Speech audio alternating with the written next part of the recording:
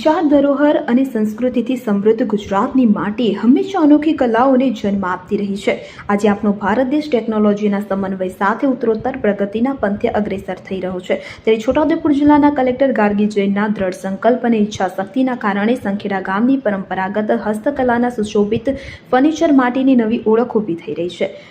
પરંપરાગત સંખેડા ફર્નિચરને આધુનિક technology, marketing અને નિકાસની તકો સાથે સાંકળવા રાજ્ય સરકારના કૌશલ્ય વિકાસ પહેલ પ્રોજેક્ટ અંતર્ગત એક અનોખું પગલું લેવામાં આવ્યું છે। ITI કુબેરનગર અમદાવાદ ખાતે 4 થી 19 જુલાઈ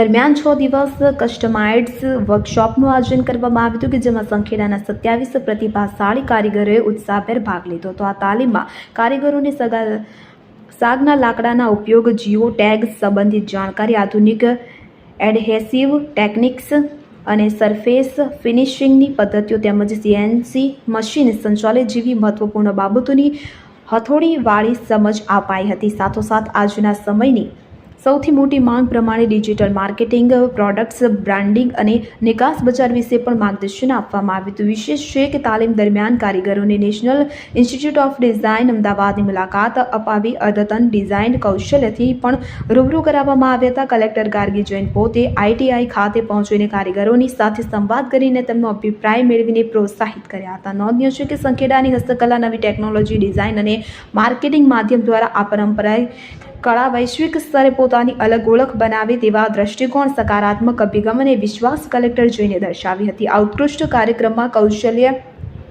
skill university, Pidilites industries, PwC centre, ITI Kubernagar અને NIDના પ્રતિનિધિઓ પણ જોડાયા હતા। સંખેડાના કારીગરો માટે આ તાલીમ માત્ર શિક્ષણ ન રહી અને એક આશાની કિરણ બની છે। પરંપરાગત કળાને આધુનિક સમયની જરૂરિયાતો સાથે સાંકળી સ્થાનિકથી વૈશ્વિક થવાની રાહમાં કલેક્ટર શ્રી ગાર્ગી જૈનનો આ પ્રયાસ ખરેખર પ્રશંસનીય છે, જે અન્ય જિલ્લાઓ માટે પણ પ્રેરણાસ્ત્રોત બની રહેશે।